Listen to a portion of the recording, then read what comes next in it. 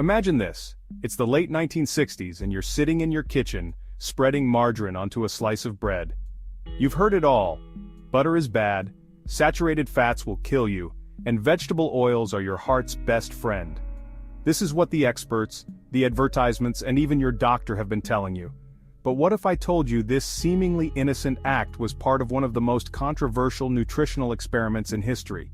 You're about to uncover a story that was buried for decades, a story of deception, hidden data, and an experiment that should have reshaped the way you think about food forever. In 1968, the Minnesota Coronary Experiment was launched. It was a massive undertaking, over 9,000 participants, millions of dollars in funding, and 5 years of meticulous trials. The goal? To answer a critical question: are saturated fats really the enemy? And could replacing them with vegetable oils reduce heart disease and save lives? You might have been one of those participants living in a state hospital or nursing home where every meal was carefully controlled. If you were in the first group, your diet was rich in butter, lard, and fatty meats. If you were in the second, your meals were filled with vegetable oils and margarine, hailed as the heart-healthy choice. Researchers tracked everything: your cholesterol levels, heart health, and even your life expectancy. The stakes were high and the food industry was watching closely. After all, their profits depended on proving that vegetable oils were superior. But as the experiment unfolded, something unexpected happened. By the time the study concluded in 1973, the results should have made headlines, but they didn't. The findings were quietly shelved, and only a small, carefully edited portion of the data was published. Why?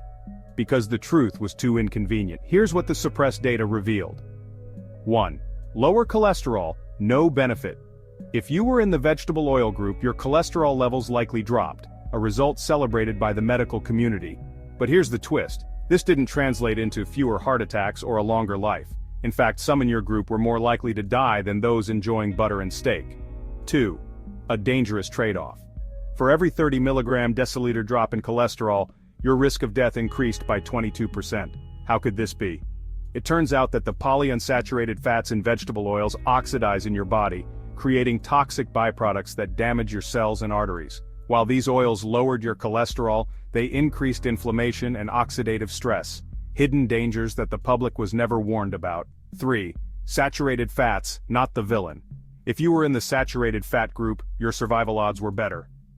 Despite decades of being told that butter and fatty meats clog your arteries, the data suggested otherwise.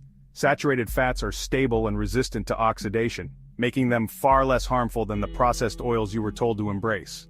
Now imagine learning that these findings were deliberately hidden. The food industry, worth billions, couldn't afford to let the truth out. Vegetable oils were cheap to produce and highly profitable. Admitting they weren't as healthy as advertised would have been catastrophic for companies like Crisco and Bluebonnet. Even the lead researcher, Dr. Ivan France, admitted years later that the full data wasn't published. Why? Because it contradicted the narrative that had already taken hold, a narrative that shaped dietary guidelines for generations. Fast forward to today and the shadow of this experiment still looms over your dinner plate. Think about it.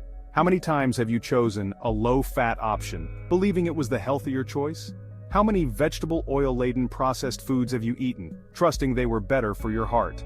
The truth is, the dietary advice you've been following for decades was based on incomplete, manipulated science. If you've embraced diets like keto or carnivore, you might already understand the power of saturated fats. These fats fuel your body, support your hormones, and are far more stable than the processed oils that line supermarket shelves. But here's the question you need to ask yourself. Are you still buying into the myths that the Minnesota Coronary Experiment should have debunked? It's time to take control of your health. Question the advice you've been given, read beyond the headlines, and don't be afraid to go against the grain. Literally. Now I want to hear from you. Are you following a high-fat diet like keto or carnivore? What changes have you noticed in your health? Share your experience in the comments, and let's start a conversation. Before you go, consider subscribing to our channel. By joining us, you're not just staying informed, you're helping to spread the truth that big corporations tried to hide. Your health is in your hands.